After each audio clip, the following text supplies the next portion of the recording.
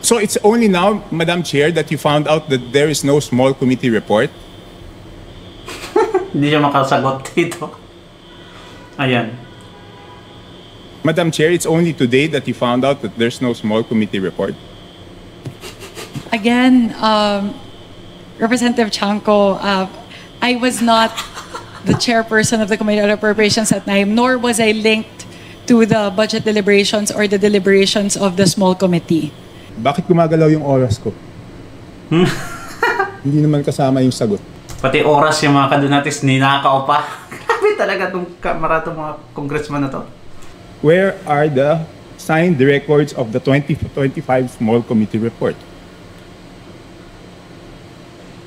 Walang small committee report. O eto mga kadunatics, nako naman. Swansing or matching ng kamara mga kadunatics, sinupalpal at ilang beses hindi makapagsalita o hindi makasagot mga kadunatics sa tuwing tinatanong ni Toby Chanco. Satisfying talaga yung hearing or briefing today mga kadunatics. Panoorin na lang natin mga kadunatics. Eto. So I would like to ask the chair to furnish all of the members the signed report of the small committee for 2025. Wait, bakit gumagalaw yung oras ko? Hindi naman kasama yung sagot.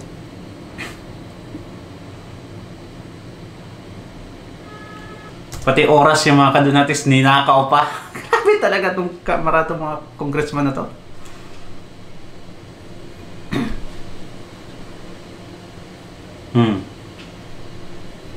Tinanong lang sila mga kadunatics kung meron bang report yung small committee patungkol sa budget sa 2025, GAA or General Appropriation Act. Hindi makasagot mga kadunatics kasi walang report. Saan mga sekretary nila? Doon kasi nangyayari yung mga insertion, yung magic mga kadunatics sa small committee. After sa BICAM, yung dalawang leader ng both side mga kadunatics like Senado at ang Kamara, pag-meeting yan, and we call it small committee. Doon yung insertion mangyayari. Like AKAP mga kadunatics. Di ba? Ang dami.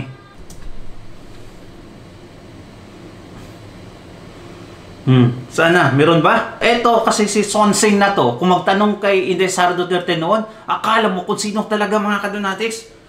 Sinong matino? Initial questions pa lang yung mga kadunatics suplak na, parang pumunta ng kongreso na hindi ready.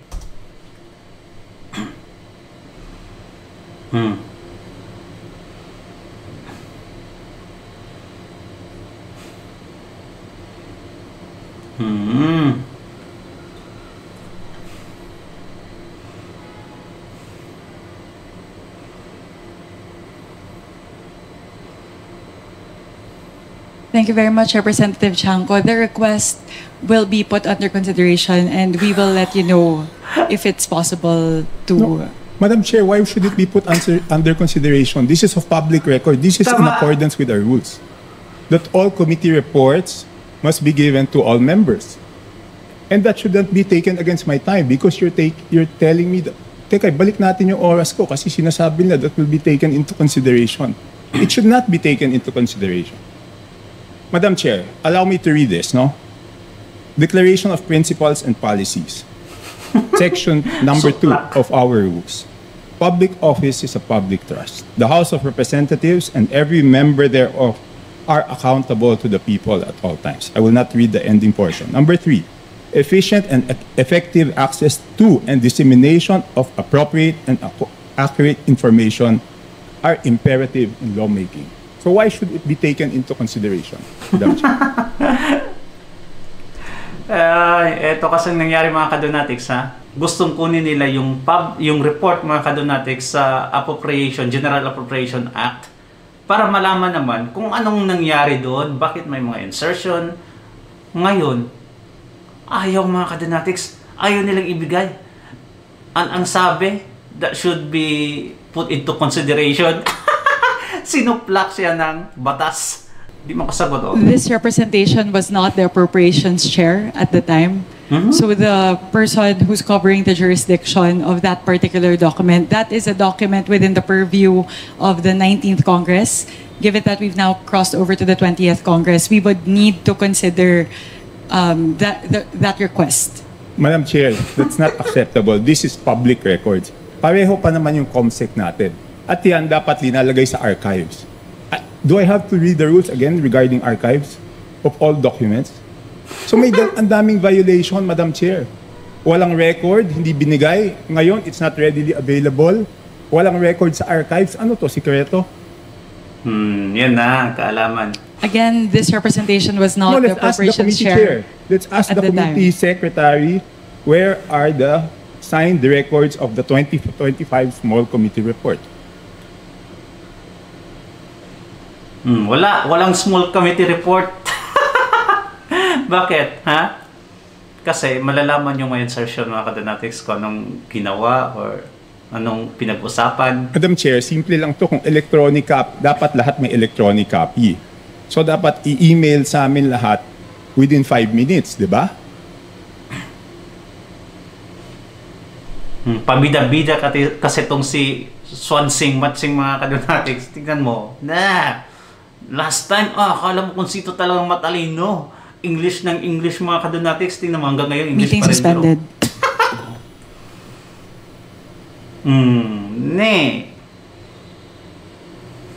Ogoy.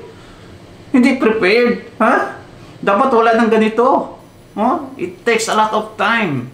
As a response to the Honorable Chanco, we will look into the records and Madam- look at the Madam particular item. Walang record. The subject matter of today's hearing is the briefing on the 2026 budget. So this is an internal matter that may No, be it's taken not. up with the Committee on Appropriations No, it's separately. So Madam we will- Chair, Madam Chair, starting Wednesday, tatanungin natin yung mga departamento, paano nila ginastos yung budget nila. Tama. Paano natin sila tatanungin kung paano nila ginastos yung budget nila? Kung hindi natin alam paano sila nabawasan at paano sila nadagdagan.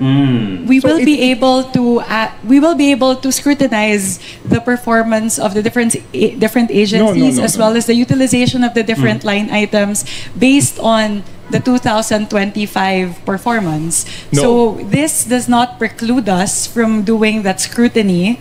Meron ba o wala? We would have Report. to look into the records. May I ask exactly what you are asking for? Report nga. The small committee report of the 2025 budget. Let us just ask the COMSEC kung meron o wala. Kung meron, why was it not filed sa archives based on our rules 15 days after? Wala sa archive. So meron ba o wala? Simple. Kung meron, bakit hindi na-file sa archives? Kung wala, I will let you proceed, Madam Chair. I will not hold this budget hostage. Gusto ko lang malaman, meron o wala? The HGAB itself, the output of the small committee is already embedded into the HGAB itself. So that's the report. That's the output of the small It's committee. not the report, Madam Chair. Based on our rules, each committee must come out with a report. No committee is exempted from coming out with a committee report. Tama talaga.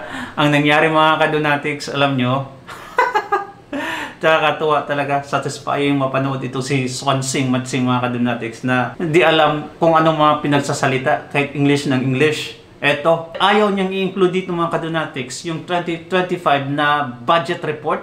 Kasi nga, focus daw sila sa 2026 na budget. Ang gustong sabihin ni Toby Chanco dito, mga kadonatics, na before tayo magbigay ng budget for 2026, dapat scrutinize muna natin kung anong nangyari, kung anong pinagamitan ng pera sa 2025. Kaya nga, we need the report kung anong nangyari. Wala silang maipakita, mga kadonatics. Tama man naman. Humihingi ka ng pera, but before kitang bigyan, tanungin mo muna kita kung anong pinagamitan mo last time na humingi ka sa akin. Di ba? That's simple rule, mga kadonatics. Ay, nako, ugok talaga itong mga... Kaya yung mangyari, mga kadonatics, I think they're smart dahil sa katiwalian, mga kadonatics, dahil sa korupsyon, nagiging bobo, mga bogo to. Kasi nga, total denial sila na mga corrupt talaga. Please check Section 39 of Rule 9 of our rules.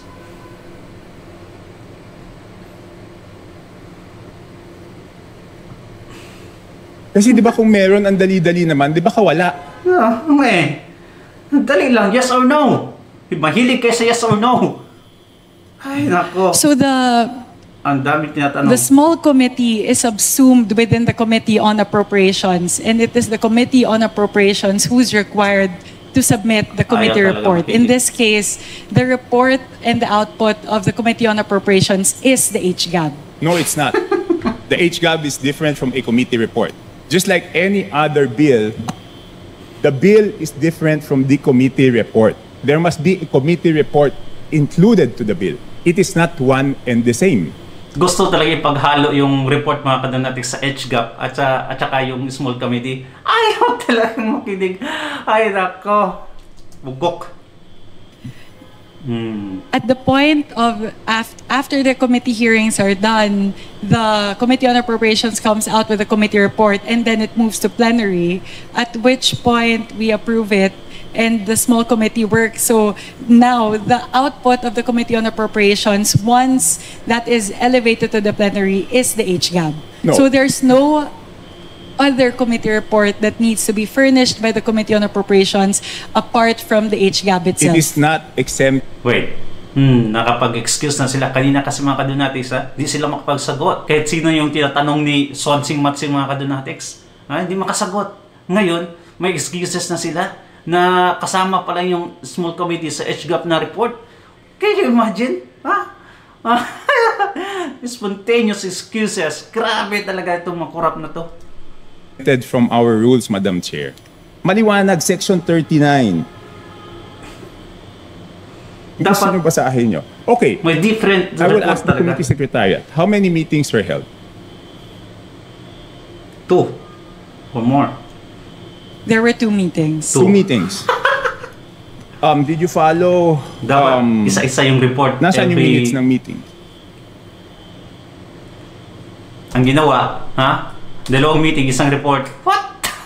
Ano yung pinaghalo? Pwede yan.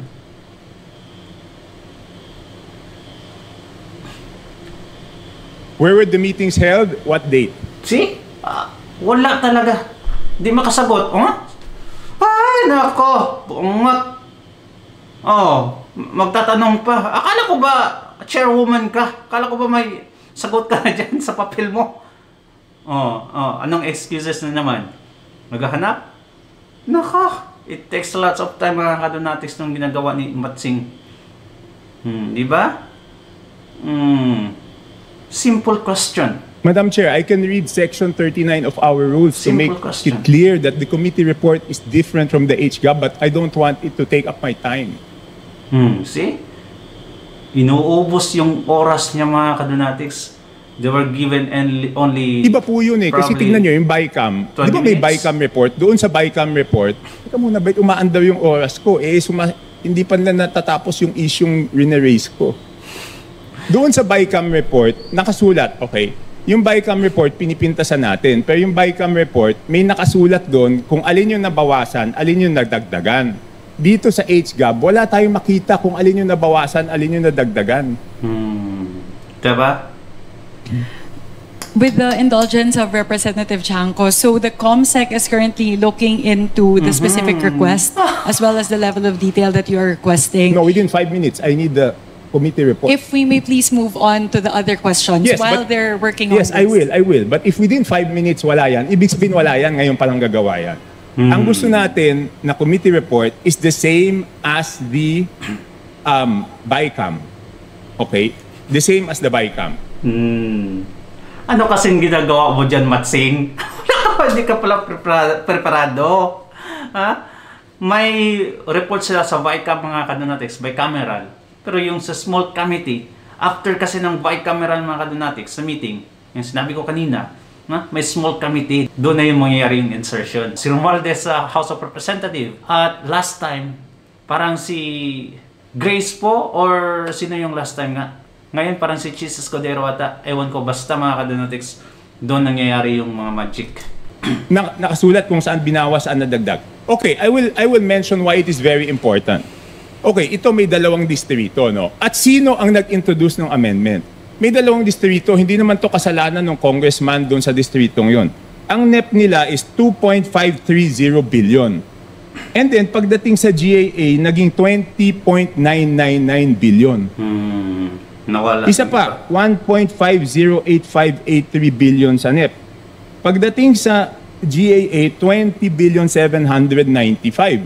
Tapos, ang pinasok lang sa BICAM dito is 5 billion and 4 billion each. So, ang napasok dun sa small committee is 13 billion.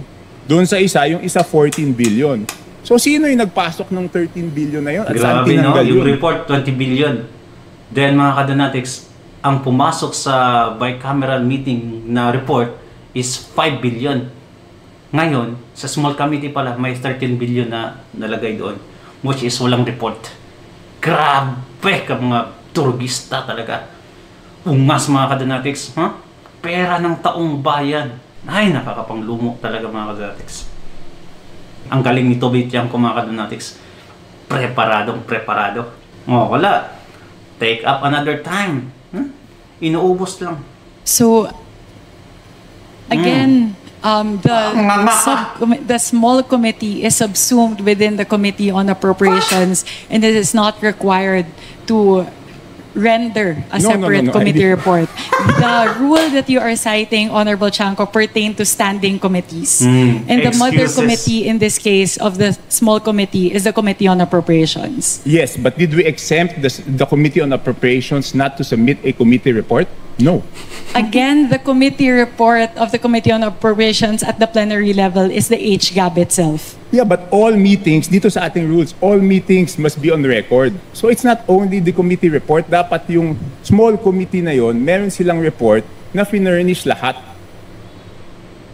Again, if with the indulgence of the Honorable Chanco, the COMSEC is looking into the request, if we may move to the next question. Okay, I will move to the next question. Thank you very mukhang much. Wala talaga. Wala talaga eh, wala talaga. Signed committee. Kasi andun yung bilyon-bilyon na nakuha mga kadonatics na hindi ni-report. Diba? Ganyan sila mga corrupt.